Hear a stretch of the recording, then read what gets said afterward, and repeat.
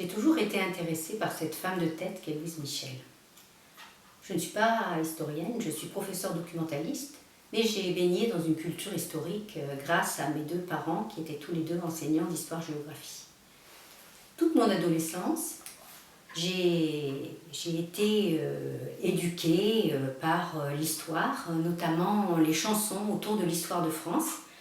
Et j'ai retrouvé ici un disque qui est un collector, qui s'appelle, c'est un vinyle bien sûr, Histoire de France par les chansons. Chant pour la liberté, donc 3 dates, 1789, 1848 et 1871, c'est-à-dire la Commune de Paris. Je crois que je connaissais par cœur toutes ces chansons. Celle de la Révolution française, c'est celle de 1848 et surtout celle de la Commune. Parmi ces chansons, il y en avait une qui concernait Louise Michel, qui a été écrite par Jules Jouy et qui dit la chose suivante. Les paroles, je vous lis au moins le début. Louise, c'est l'impersonnel, image du renoncement. Le moi n'existe plus en elle, son être est tout au dévouement. Cette femme remarquable, qui a dédié toute sa vie aux autres et qui s'est intéressée au sort des opprimés, me fascinait. Elle me fascine toujours. J'ai continué mes recherches en 2005, quand je travaillais au CRDP de l'Académie d'Aix-Marseille et qu'on a fêté le centenaire de la mort de Louise Michel. Et je me suis dit que ça serait intéressant si on pouvait faire une exposition autour de Louise Michel. J'ai donc commencé des recherches sur sa vie, lu plusieurs biographies, travaillé dans des bibliothèques, des centres d'archives comme la BNF, le Centre des archives d'outre-mer. J'ai travaillé avec le CIRA à Marseille, qui est le Centre international de recherche sur l'anarchisme. Et j'ai aussi lu de fond en comble la biographie qui fait autorité, qui a été écrite par un chartiste, c'est celle d'Edith Thomas, qui a été éditée en 1971 et qui s'appelle Louise Michel, la Velleda de l'anarchie. Lors de mes recherches, je me suis rendu compte que dans sa vie, il y avait un trimestre, 3 mois, fin 1904, plus exactement du mois d'octobre au mois de décembre, où Louise Michel, ça on le savait, s'était rendue en Algérie, mais où on n'avait aucune trace, donc la majorité des biographies n'en parlent pas. Seule Edith Thomas nous dit la chose suivante, concernant donc l'Algérie. Ici, nous n'avons pas, pour la suivre, les rapports des commissaires spéciaux, centraux, procureurs généraux et autres préfets. On ne trouve dans les archives de l'Algérie à cette date que des dossiers de grève et la visite de monsieur le duc des Abruzzes. Il est peu vraisemblable que les déplacements de Louise Michel dans ces départements français n'aient pas donné lieu à des rapports, dépêches et télégrammes, chiffrés ou non, des autorités responsables de l'ordre, mais ces papiers n'ont pas été retrouvés. Puis elle ajoute, et c'est intéressant, nous allons le revoir tout à l'heure, nous n'avons donc qu'à suivre le récit de Giraud, qui est son compagnon, qui l'a accompagné dans son circuit, qui était un anarchiste beaucoup plus jeune qu'elle. Alors quand je dis compagnon, c'est compagnon de voyage, bien sûr. Donc le récit de Giraud qui est peu sûr et dont on ne peut guère tirer que des anecdotes. Voilà ce que nous dit Edith Thomas. Néanmoins, Giraud a écrit un livre relatant l'épisode algérien qui s'appelle Une colonie d'enfer et qui a été réédité. Donc ce livre, peut-être peu sûr, comme le dit Edith Thomas, a néanmoins servi à jalonner tout ce voyage et nous a permis de voir exactement dans quelle ville elle descendait et nous a donné des informations précieuses que ensuite on a pu aller rechercher dans la presse. Alors, quelle est l'origine de ces voyages? D'abord, Louise Michel était une communarde, ça tout le monde le sait, et les communards ont été déportés dans différents endroits, dont la Nouvelle-Calédonie. Et à partir de 1873, après quelques années de détention provisoire dans différents ports de l'Atlantique, comme l'île d'Aix, Rochefort, Brest, Oléron, etc., ils ont pris des bateaux qui les ont emmenés jusqu'en Nouvelle-Calédonie, des traversées qui duraient à peu près 4 ou 5 mois. En Nouvelle-Calédonie, deux cas de figure, soit on a à peu près recensé 1 millier de personnes enfermées dans une enceinte fortifiée et plutôt 3500 en déportation simple. En même temps que les communards, les Algériens, qui, à l'issue de l'insurrection de 1871, ont également été déportés, ont aussi été exilés en Nouvelle-Calédonie. Et on est sûr qu'ils ont été dans les mêmes ports en détention provisoire, et là ils ont pu rencontrer les communards. Sur les bateaux, c'est certain également. Et ensuite, ils ont été à la presqu'île du Cos, où la plupart sont arrivés, puis dans d'autres lieux, et que ce soit Louise Michel ou les Algériens ont été dans l'île des Pins. Donc on suppose qu'elle a pu les rencontrer là-bas. En tout cas, elle les a rencontrés sur la Virginie, qui est le bateau qui l'a amené jusqu'en Nouvelle-Calédonie, et elle le dit même dans ses mémoires. Ces Algériens ont été dans ce qu'on a appelé la 5e commune. Mehdi Lalaoui en parle très bien, donc il a écrit un livre sur les déportés algériens du Pacifique, et c'est un travail très approfondi où il a bien étudié la question. Alors pourquoi cette déportation? Effectivement, une révolte en Algérie, en Kabylie plus exactement, en 1871, qui a duré du mois de janvier jusqu'au mois d'avril, à peu près concomitante de la commune, qui a été plus courte, puisque la commune c'était du mois de mars au mois de mai. Alors, quel facteur? En gros, de mauvaises récoltes, une famine des années précédentes, dans les années 67-68, et puis, bien sûr, les meilleures terres ont été données aux colons. Certains spahis ont été enrôlés de force pour aller se battre contre la Prusse, et puis également le décret Crémieux qui a beaucoup défrayé la chronique et qui donnait aux juifs algériens la nationalité française.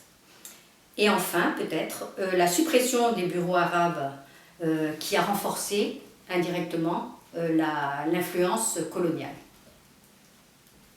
Il y a des relations, bien sûr, entre la révolte kabyle et la commune. Il y en a d'autres aussi avec l'insurrection de Nouvelle-Calédonie de 1878.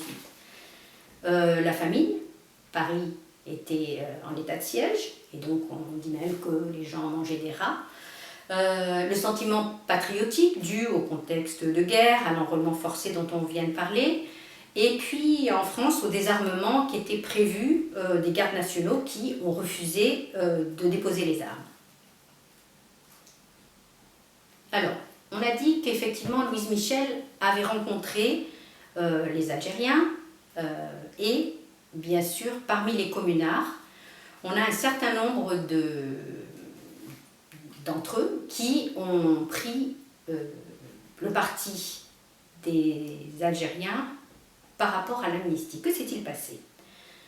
En 1880, donc ça fait, on va dire, 7 ans après leur arrivée en Nouvelle-Calédonie, les communards ont fini par être amnistiés.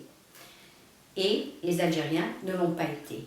Donc certains, comme Rochefort, qui s'étaient enfuis via l'Australie et qui se retrouvaient en France, plus ceux qui ont été amnistiés, mais Rochefort et Olivier Pain, c'était donc un autre qui s'était évadé et qui était déjà en France, ont pu engager une bataille pour l'amnistie de tous, alors que, effectivement, l'amnistie ne touchait que les Français et les communards.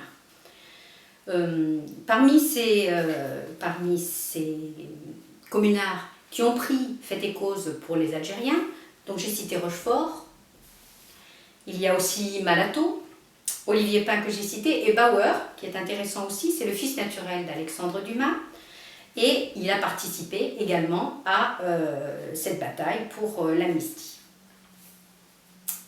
On sait également que beaucoup d'Algériens resteront en Nouvelle-Calédonie et y feront souche. 1871, Commune de Paris et révolte de Kabylie. 1878, révolte kanak, pendant que les communards et les déportés algériens étaient en Nouvelle-Calédonie. Peu de communards prirent le parti des révoltés kanaks.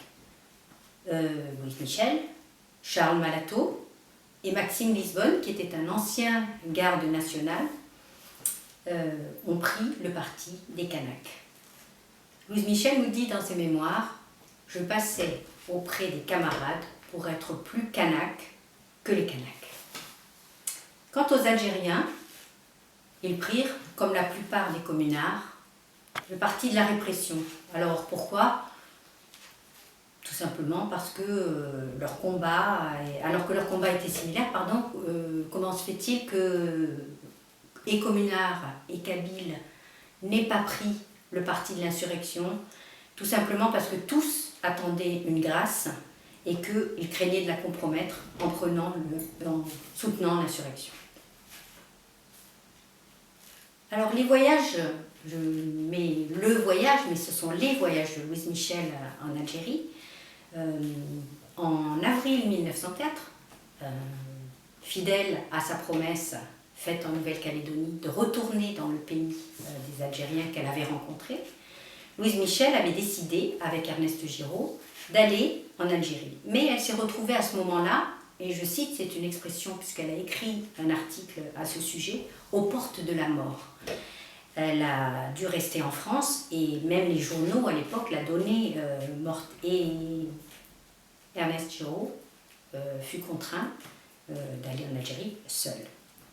Par contre, quelques mois après, d'octobre à décembre 1904, ils firent ce voyage ensemble, une partie tous les deux, puis Louise resta à Alger, hébergée par Mathilde de Fleurville, ou Mathilde Verlaine, c'était l'ex-femme de Verlaine, qui l'hébergea pendant un certain temps, pendant que Ernest Giraud descendait dans le sud algérien pour observer les exactions de l'armée française, c'est ce qu'il dit.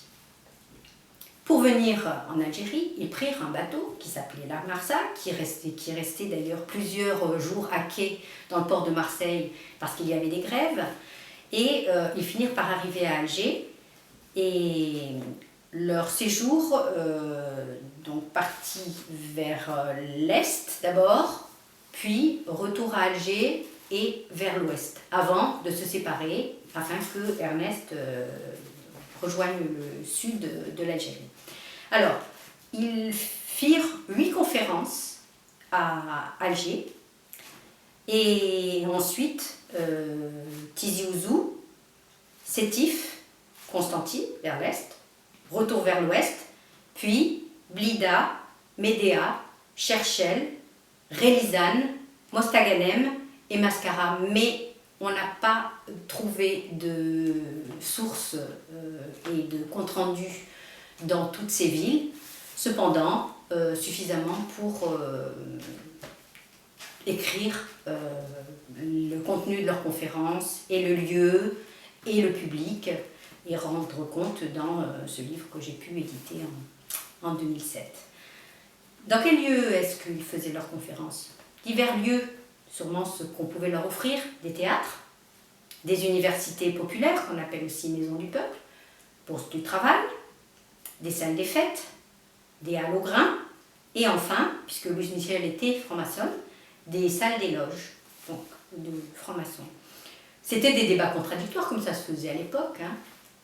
Et la presse comptabilise à peu près 400-500 personnes par conférence. Alors, quels thèmes abordaient-ils? Il y a des thèmes récurrents comme la critique des religions, l'antimilitarisme, le thème de l'éducation, et puis le néo-malthusianisme, qui était aussi un thème très important, puisque certains anarchistes étaient déjà pour un contrôle des naissances, partisans de l'avortement et pouvoir gérer son corps et sa postérité comme on l'entendait, de manière à ne pas faire des enfants qui seraient soit dans le cadre du travail exploité, ou même devenir chair à canon ou entrer dans la prostitution pour pouvoir gagner sa vie. Alors, lors de ces voyages, ils ont fait des rencontres au fil de leur expédition, et ils ont rencontré des gens d'une grande hétérogénéité. Alors déjà, dans le public qui venait assister aux conférences, on avait à la fois des hommes et des femmes, à la fois des colons et des indigènes, entre guillemets, c'était le terme utilisé à l'époque. Quel type de public aussi au niveau des, on va dire, catégories socio-professionnelles, des ouvriers, pas mal d'enseignants, des officiers, des fonctionnaires de l'administration. Et Ernest Giraud, donc dans son livre qu'il a publié, où il explique à la fois sa partie commune avec Louise Michel lors des conférences et sa partie tout seul quand il est parti au sud de l'Algérie, il raconte pas mal d'anecdotes. Louise Michel et Ernest ont croisé plusieurs personnages d'envergure et haut en couleur. On raconte dans Une colonie d'enfer, des patrons d'hôtel, puisqu'ils dormaient à l'hôtel, des rencontres dans le train. Si le train est très intéressant comme microcosme de la société algérienne, et puis des organisateurs venus les attendre à la gare, et toutes sortes de personnages et d'anecdotes émaillent son récit. Plutôt Louise a rencontré et été accueillie, parce qu'elle était déjà très fatiguée, je crois qu'elle avait mal aux pieds aussi, Mathilde de Fleurville, qui était l'ex-femme de Verlaine, et dont Louise connaissait le père depuis la Commune de Paris. Pendant ce temps, Ernest Giraud allait dans le Figuigue pour se rendre compte des exactions de l'armée française. Une autre personne qu'ils avaient prévu de rencontrer et qu'ils n'ont pas pu faire parce qu'elle est décédée le 22 octobre, c'est-à-dire tout au début de leur périple, c'est Isabelle Eberhardt. Isabelle Eberhardt, libertaire, féministe, qui a sillonné l'Algérie déguisée en homme, et qu'on appelle la Séverine musulmane, Séverine musulmane, Séverine de Caroline Rémy, cette libertaire féministe de la même époque. Isabelle Eberhardt était l'associée de Victor Barucan et participait activement à la rédaction d'articles dans l'Akhbar. De la même manière, Louise Michel était également très active dans les journaux. Lors de son périple en Algérie, elle a écrit dans Le Progrès de Rélisane, elle a écrit dans La Pensée libre, donc c'était aussi une libre penseuse, La Pensée libre éditée à Alger. Et puis, elle a été la cofondatrice avec Sébastien Faure du journal anarchiste Le Libertaire. Ernest Giraud, lui, est un personnage particulier qui est passé de l'anarchisme au communisme, qui s'est fâché avec les syndicats, y compris en Algérie. La presse relate ses prises de bec avec le syndicat des boulangers et le syndicat des typographes. Il était lui-même typographe.